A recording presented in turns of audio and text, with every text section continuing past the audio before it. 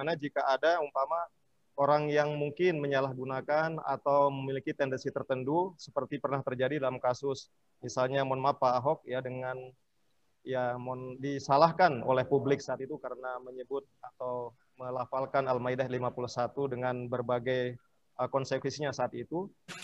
Gimana sih kita menyikapi Al-Maidah 51 ya Pak Ahok? Saya termasuk orang yang tidak setuju ya. Saya dulu tidak setuju kepada Pak Ahok karena dia seorang muslim yang masuk ke dalam wilayah kitab suci kita kemudian mengomentari sesuatu yang tidak pantas dia komentari. Baik para audiens, bil khusus Bapak narasumber yang sama-sama kita muliakan. Jadi di sesi ini ada dua penanya yang masing-masing mewakili prodi berbeda dan alhamdulillah berarti sudah terwakili seluruh prodi di Fakultas Suludin Studi Agama UIN Mataram. Yang pertama dari Saudara Ilham Wahyudi, hafiz kita di program studi Ilmu Quran dan Tafsir, terkait dengan bagaimana menyikapi, memaknai teks-teks yang berbicara tentang siasah dan bagaimana juga peran ya para alim ulama di bidang itu, termasuk juga bagaimana jika ada umpama orang yang mungkin menyalahgunakan atau memiliki tendensi tertentu seperti pernah terjadi dalam kasus misalnya mohon maaf Pak Ahok ya dengan ya disalahkan oleh publik saat itu karena menyebut atau melafalkan Al-Maidah 51 dengan berbagai konsekuensinya saat itu.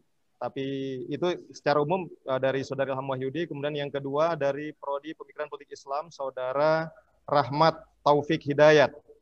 Ya, jadi menyoroti bagaimana terkait dengan dinamika politik belakangan di tanah air, termasuk dari ya kita saksikan dalam media massa bahwa hampir setiap bulan ada ya berita terkait dengan orang tertangkap oleh KPK, pejabat publik kita. Artinya bagaimana realitas ini dapat kita sikapi, dapat menjadi pembelajaran atau living teaching buat mahasiswa pemikiran politik Islam, sehingga umpama ini bisa menjadi ibrah buat kita, dan ketika misalnya mereka nanti selesai kuliah dan katakan menjadi tokoh publik, maka itu menjadi sumber pembelajaran agar tidak terjadi oleh generasi berikutnya. Kepada Bapak Tuan Guru Bajang, dengan segala hormat, waktu dipersilahkan.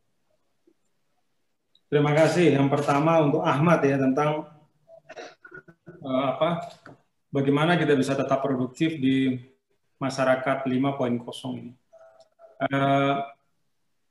Tadi ada ungkapan ya, kita perlu literasi, inovasi, dan inklusi. Nah, yang mengikat ketiga hal ini adalah kolaborasi. Jadi literasi sendirian juga nggak mungkin sekarang. Kita butuh kita butuh bantuan orang lain. Ya. Kita butuh satu lingkungan sehat yang kita ciptakan untuk bisa meliterasi bersama-sama di situ. Kalau dulu kan istilahnya itu bentuk-bentuk kelompok-kelompok diskusi dan seterusnya, kita bisa berdiskusi juga sekarang. Dan teknologi memungkinkan kita untuk melakukan itu secara virtual. Demikian juga inovasi ya. Jadi semuanya literasi, inovasi, dan inklusi itu harus berbasis pada kolaborasi yang kuat. Nah, bagaimana kita berkolaborasi? Ya, membangun aliansi. Artinya kita sejak sekarang, terutama Ananda semua itu di kuliah saling melengkapi potensi satu sama lain. Jadi membuat suatu silaturahim intelektual yang bagus sejak di mahasiswa, ya, dan itu akan sangat berguna ya untuk ke depan ya. Karena kan banyak orang ketika sudah masyarakat 5.0 ya, atau revolusi atau era industri 4.0 itu kan merasa terasing, merasa sendirian karena di mana-mana mesin yang sudah berperan. Kita dari rumah saja sekarang sudah bisa melakukan apa saja. Karena itu perlu kalau bahasa Islam itu silaturahim itu gitu. Jadi ada silah, ada hubungannya. Jadi jejaring yang baik yang kita ciptakan. Nah, itu yang saya harapkan. Dan itu penting untuk ke depan karena pengalaman pribadi saya, teman saya sekarang untuk berdakwah itu ternyata orang yang saya sudah kenal puluhan tahun yang lalu. Ya tentu ada sahabat-sahabat baru juga, tapi banyak sekali orang yang merupakan teman saya sejak bahkan di SD, kemudian di Muallimin, apalagi di Al-Azhar, itu yang kemudian menjadi rekan ya, di dalam melaksanakan visi yang kita yakini dalam dakwah. Karena itu Saya yakin UIN yang ada ribuan mahasiswa ya, Ahmad dan teman-teman itu bisa membangun aliansi yang baik untuk berkolaborasi. Itu menurut saya penting betul, karena sekali lagi kapasitas individual, ya, kehebatan individu sehebat apapun itu tidak bisa berpengaruh besar ya, di masa seperti sekarang ini yang sangat kompleks. Kita harus membangun kebersamaan, berkolaborasi, saling melengkapi. Kira-kira seperti itu. Dan kalau tadi ada pertanyaan, gimana sih kita menyikapi Al-Maidah 51 ya Pak Ahok itu? Menurut saya paling penting adalah kaidah Islam ya, min husni islamil mar'i tarkuhu ma la ya'nihi. Itu menunjukkan kebenarannya bahwa ya kita tidak usah bicara sesuatu yang kita tidak ada kaitannya di situ gitu, tidak ada apa namanya, kita tidak kompeten untuk itu gitu.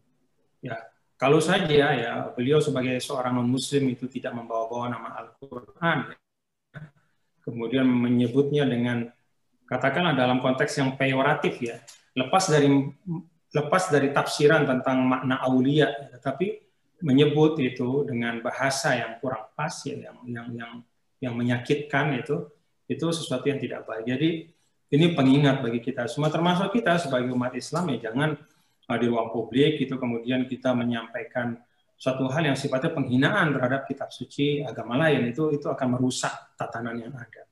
Nah, kemudian tadi tentang penafsiran yang beda ya, memang kalau kita belajar di dalam ilmu bahasa kan aulia itu memang mustarak lafzi.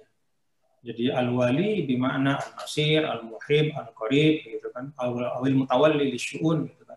Dan kalau bahasa kita aulia itu bisa berarti pemimpin, orang dekat, sahabat, teman, orang yang kita cintai. Jadi kalau bagi orang yang memaknakan bahwa pemimpin itu adalah orang yang kita cintai, ya dia mungkin tidak bermasalah ya untuk katakanlah misalnya gubernur itu adalah seorang yang non-muslim gitu, karena dia menafsirkan aulia itu bukan sebagai pemimpin tapi sebagai misalnya katakanlah teman atau sahabat atau penolong gitu. Nah, tapi bagi yang menafsirkan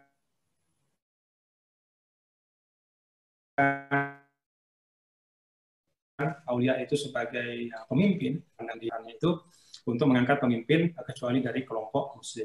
Ini dari tataran lafaz aulia ya, memang itu mustarak lafzi, sehingga memang saya termasuk orang yang tidak setuju ya. Saya dulu tidak setuju kepada Pak Ahok karena dia seorang non-muslim yang masuk ke dalam wilayah kitab suci kita, kemudian mengomentari sesuatu yang tidak pantas dia komentari. Tapi saya juga tidak setuju dengan orang yang menarik ya permasalahan di sini kepada kepada iman dan kufur ya. Artinya kalau misalnya setuju Ahok itu menjadi pemimpin, berarti Anda tidak percaya kepada ayat Al-Maidah 51, berarti Anda kufur. Padahal ayat itu sendiri adalah ayat yang di dalamnya mustarak lafzi yang memungkinkan untuk lebih dari satu penafsiran. Nah, ini yang saya katakan tadi bahwa politik, ayat-ayat politik dalam Al-Quran ya, terkait dengan kekuasaan itu sifatnya memang bukan minal usul ya, dan juga bukan merupakan bagian dari akidah, sehingga tidak pantas kalau kita beda pandangan ya, beda partai, beda calon gubernur, calon bupati, calon presiden, lalu kemudian kita mengecap orang yang beda itu sebagai kurang imannya atau bahkan keluar dari Islam dan seterusnya, kita tuduh munafik dan seterusnya, itu tidak boleh seperti itu. Nah, jadi intinya adalah menurut saya ini pelajaran penting bagi kita semua untuk mendalami secara baik ya, dan juga menjelaskan kepada publik secara proporsional. Tugas dari para ahli ilmu itu bukanlah tenggelam dalam histeria publik, ya, tapi tugas dari para ahli ilmu adalah menjelaskan ya, tentang masalah itu secara bertanggung jawab sesuai dengan asas-asas keilmuan yang ada. Jadi jangan karena halayak ramai marah kita ikut marah, halayak ramai menghujat kita ikut menghujat. Bukan begitu ahlul ilmi. Jadi ahlul ilmi itu adalah orang-orang yang bisa menjadi suluh ya pada saat terombang-ambing orang banyak, ya dia bisa memberikan suluh gitu. Ini loh begini penjelasannya. Nah, karena itu ya kalau saya bisa mengambil ilustrasi, misalnya guru saya ya Profesor Dr. Quraisy Shihab ya. Beliau adalah orang yang menurut saya ya, termasuk dalam masalah ini orang yang berusaha bersikap proporsional. Tidak setuju ya, menolak keras ya, kitab suci disebut seperti itu, termasuk ya apalagi disinggung dengan bahasa-bahasa dibohongi dan seterusnya. Tapi pada saat yang sama juga menjelaskan bahwa ayat itu sendiri membuka penafsiran yang lebih dari satu, sehingga tidak boleh kita memutlakkan penafsiran kita. Wallahu a'lam bishawab. Kemudian hidayat tentang integritas dalam berpolitik. Memang